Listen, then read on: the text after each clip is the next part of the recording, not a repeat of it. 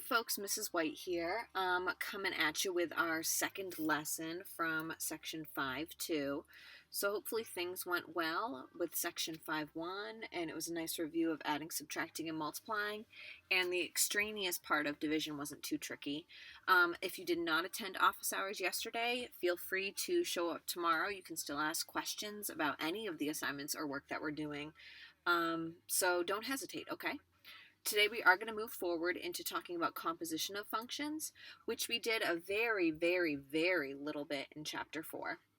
So some of it might feel familiar, but we're going to definitely be focusing on this skill today. So in composition of functions, we're going to talk about what is the definition, and we're going to take a look at what it says in the book because it's a little funky, but it's important to get used to hearing and reading kind of mathematical content. Next, we're going to talk about how do we evaluate a composition. Okay, so how do we go about evaluating? How can we find the composition of two functions? And we're going to focus on functions only. We are not going to do relations. So if you see some other stuff on, like, for example, the homework worksheet, some of it we're not going to cover because it's not super important that you master it. And then the last piece is going to be of course, word problem or two that are going to help kind of explain when composition of functions would be used. Your homework tonight is going to be a worksheet. It is linked on Google Classroom. If you don't have a printer, that's perfectly fine. You're welcome to do it on scrap paper. It is going to be only numbers 5, 7, 9, 11, 14, 16, 19, and 22. And if you look, I've attached the sheet, but I've also attached a document that's going to show you the answers. So in order to get credit for this homework, you have to show your work, okay? So make sure that you include that with your upload in order to get credit. Composition of functions is kind of tricky. By definition, it's kind of weird, but once we do it a couple times, I'm hoping that it makes more sense to you. So it starts out like this. Suppose that f and g are functions, such that the range of g is a subset of the domain of f.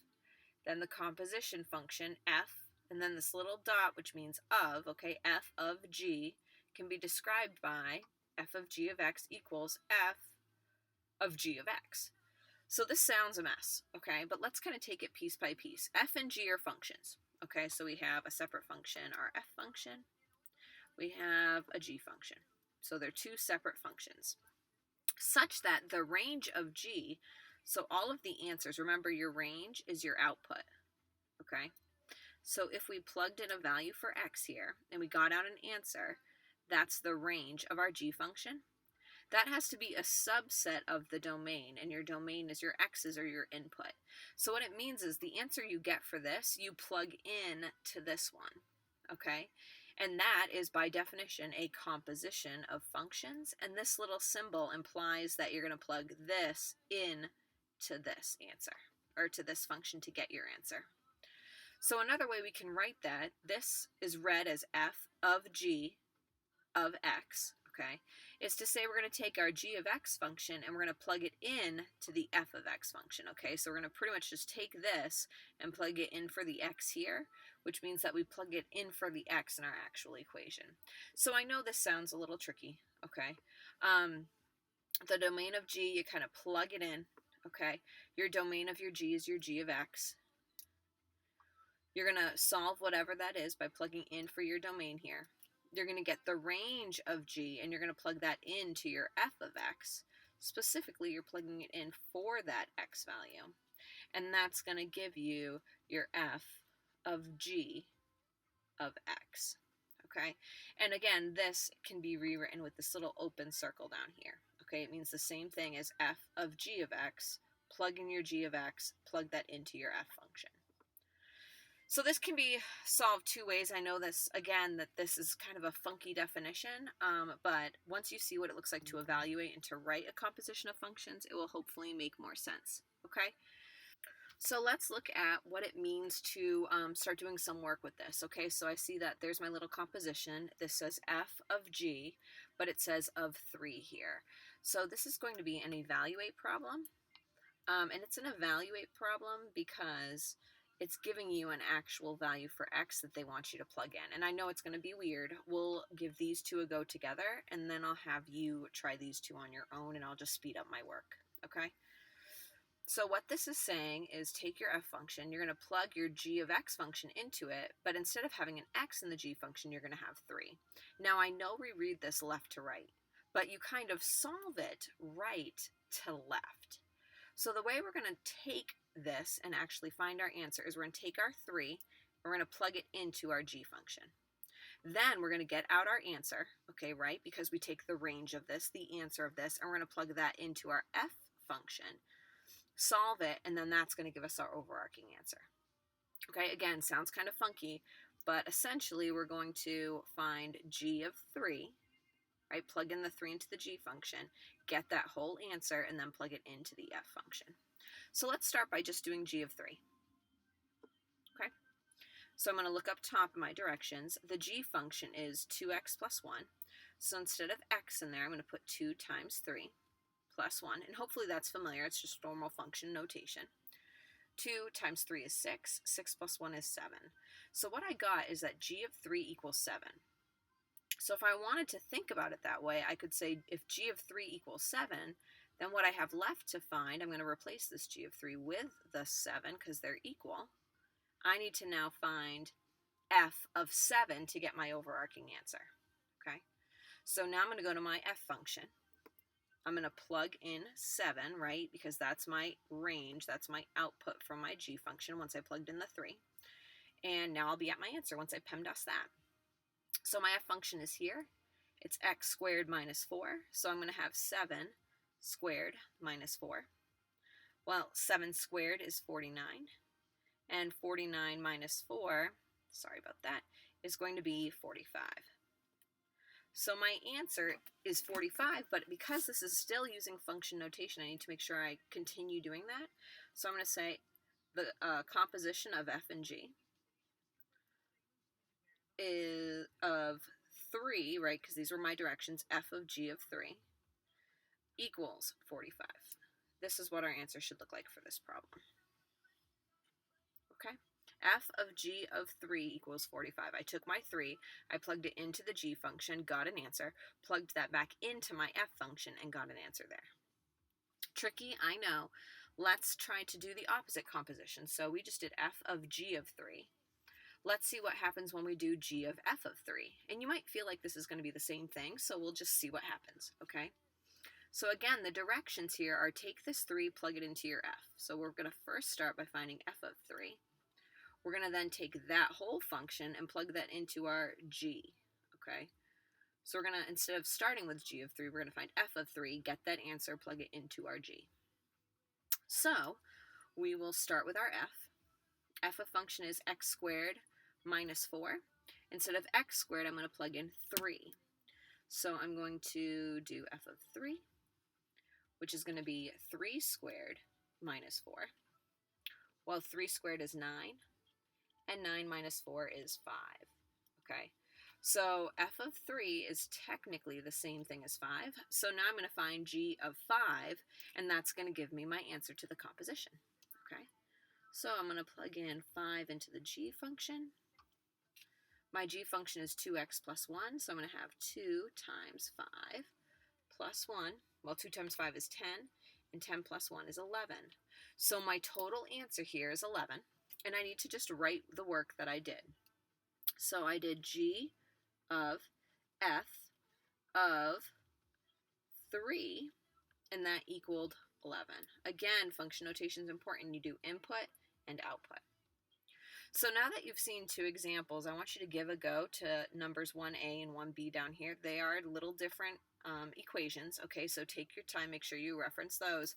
Do your best. I'm going to show my work silently, and I'm going to speed it up, and then I will pause it, we'll talk about the answer, and then I'll speed up this work, and I'll talk about that answer after, and then we'll move on to talking about what do we do when it's some number that you're not plugging in and you just keep it as an X. Okay, so take a second, pause the video, and give this one a go.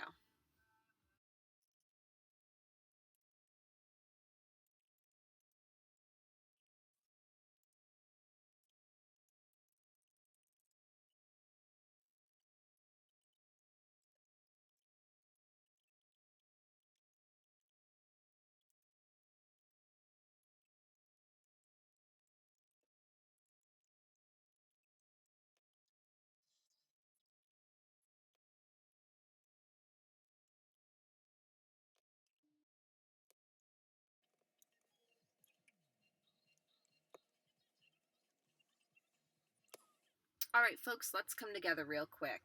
I did the composition of functions f of g of 5, and I ended up getting 372, which is right. So first thing we do is we take our 5, we're going to plug it into the g function. So we're going to do g of 5, which instead of x cubed plus 1 becomes 5 cubed plus 1, or 126.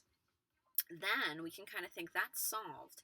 I'm now going to do f of 126. So I'm going to plug that into my domain, or my x value of my f function. So that means instead of doing 3x minus 6, I'm going to do 3 times 126 minus 6, which gives me 372. So my whole answer here is 372, and I just have to put the work that I did, f of g of 5 equals 372. Let's take a look at our next problem.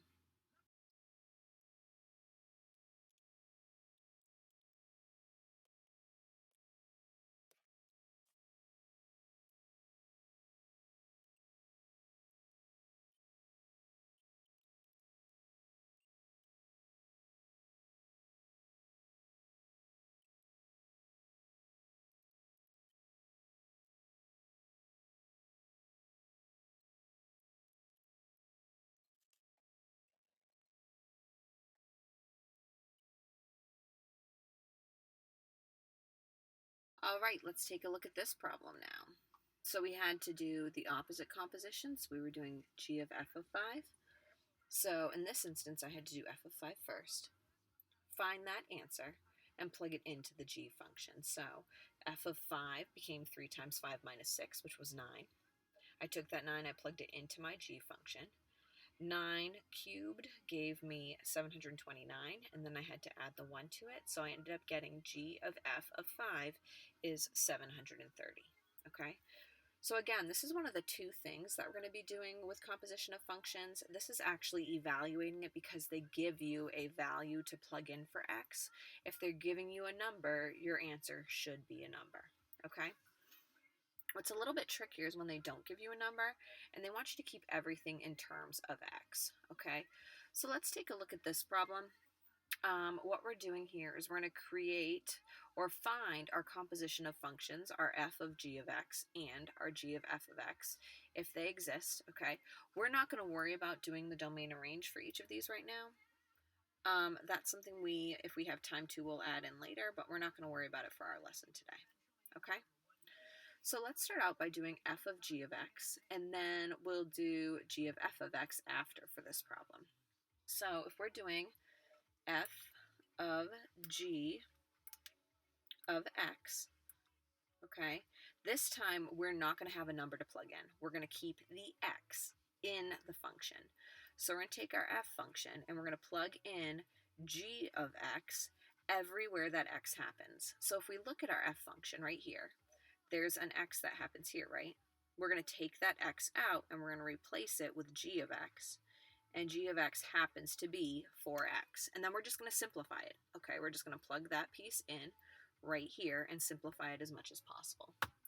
So we'll start off by writing our f of x, and we'll just, instead of x, plug in 4x. So f of x normally starts with a 2x, so we're going to have a 2. Instead of x, I'm going to plug in g of x, which is 4x. Then I have a minus 5. Now my goal is just to simplify this as much as possible. Because I have a variable in my directions, I'm probably going to have a variable in my answer also.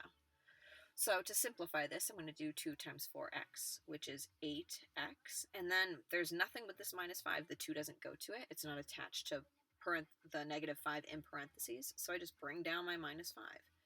8x minus 5 is f of g of x. Okay, that is my composition of functions. You just simplify it as much as you can and then stop.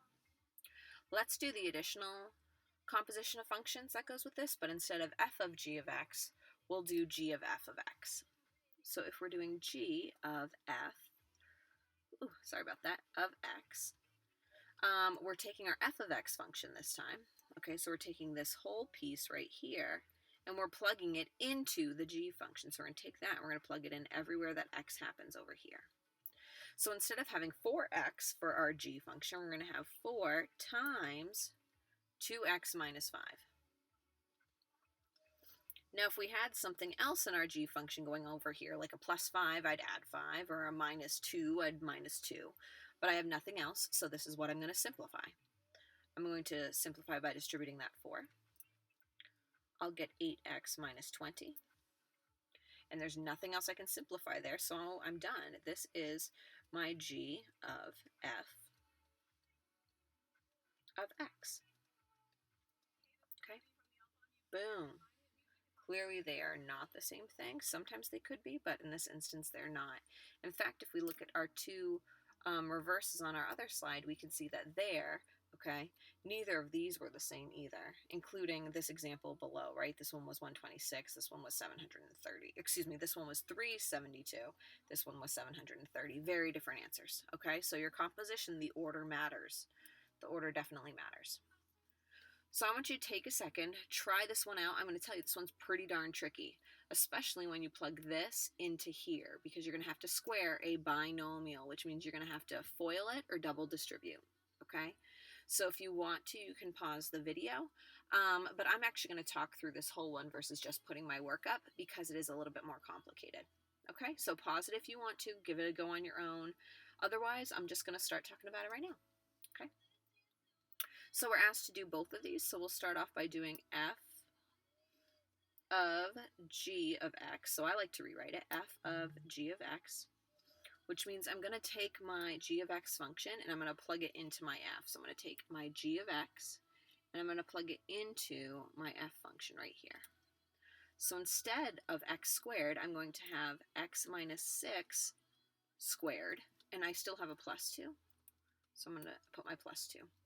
Now here's where I was saying this is a lot more work. X minus 6, I can't just square the x and square the 6. It's a binomial. It's saying take x minus 6 and times it by x minus 6. Okay? And hopefully when you see it written like this, you're like, oh, I know what you're talking about, Mrs. White.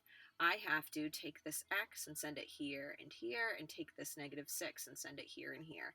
Simplify it, and then add the 2 to it, and that's how I get to my solution. So let's do that double distribution right now. Okay, x times x gives me an x squared. X times -6 gives me -6x. -6 times x gives me another -6x. And -6 times -6 is +36. I'm going to bring down my +2. And now I'm ready to simplify this. My highest power is x squared. It only happens once, so I'm going to leave it as x squared. I have a -6x and a -6x, so together I have -12x's. I have a +36 and a +32, so that together is a +38. So my f of g of x is going to equal x squared minus 12x plus 38. Okay, again, remembering if you're squaring a binomial, you have to double distribute, right? You have to make sure you multiply everything in one parentheses by everything in the other.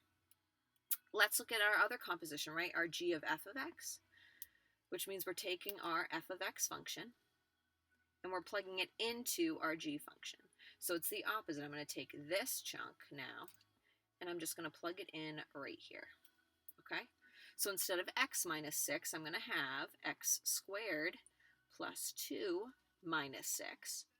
Well, there's nothing to simplify inside here. There's no exponent on the outside. There's no multiplying here, so I don't even really need those parentheses. I just need to simplify here and combine like terms.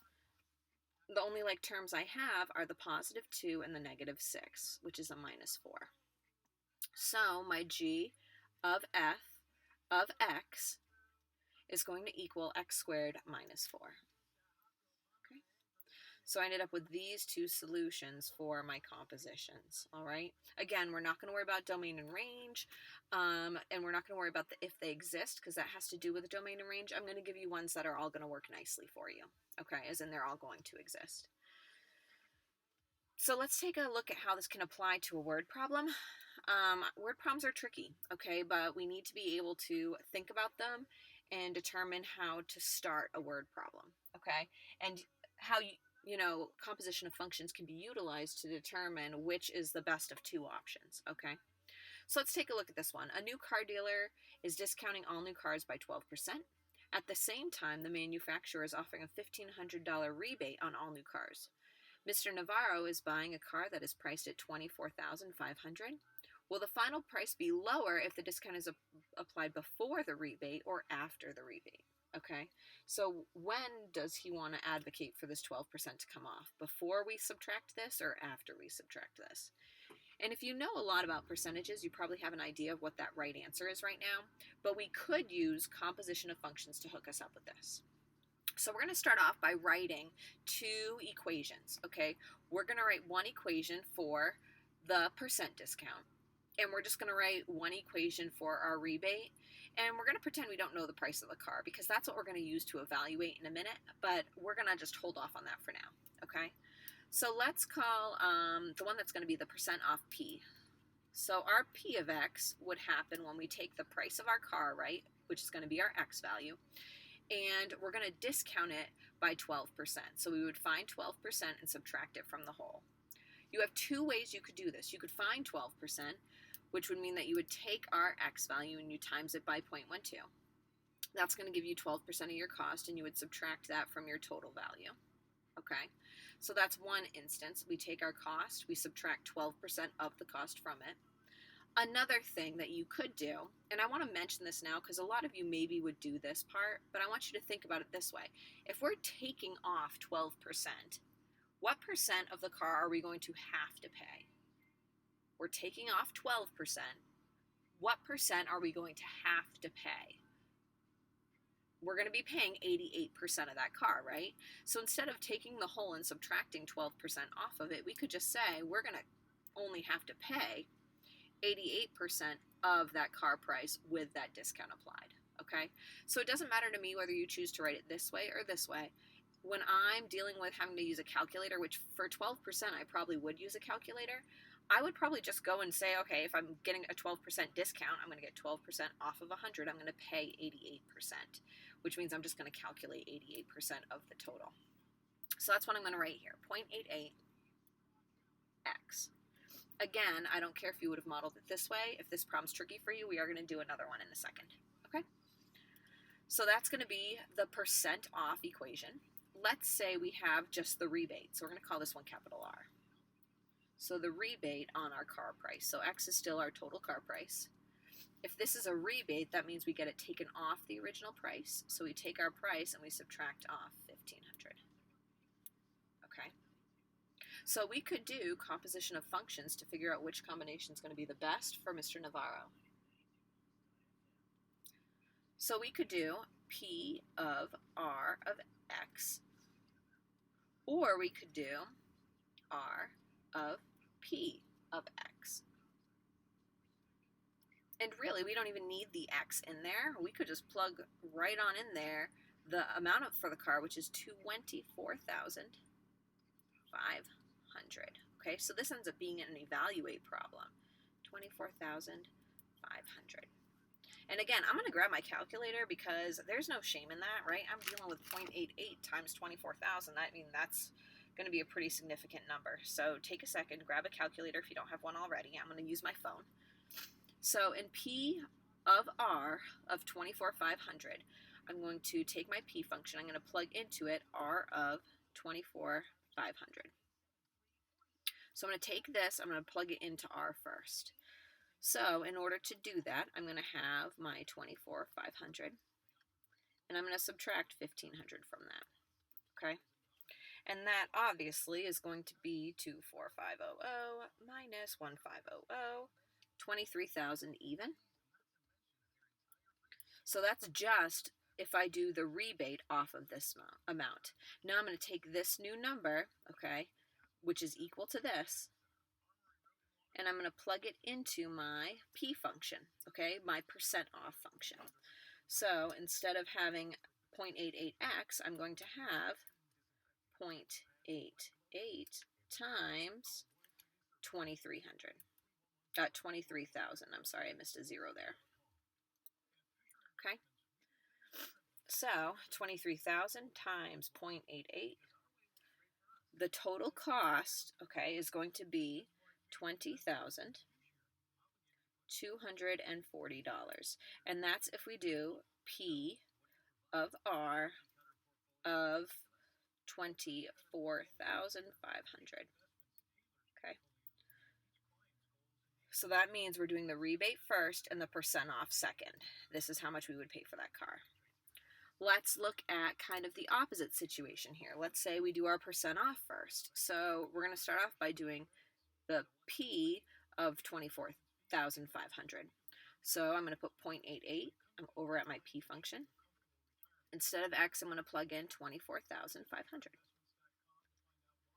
And I'm going to solve that. So 24500 times 0.88, 21,560. Now I'm going to take that amount, so I just found out what that equals. That equals 21,560. I'm going to take that amount and I'm going to plug it into my R function now. So here's my R function. Instead of X, I'm going to plug in 560, sorry about that, folks. And I'm going to subtract from it 1,500. And that's going to give me the cost of the car if I do the percent off first and then the rebate second. And that is $20,060. Okay, and that happens when we're doing our R of P of 24,500. Okay, so this saves us almost $200 straight up. Okay, it's $180 just to do the percentage first. Okay, and we found that by doing our composition of functions.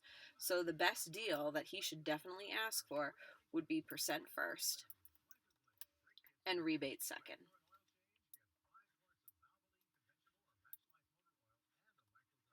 Okay, and that's going to save him almost $200. So let's do one more of these.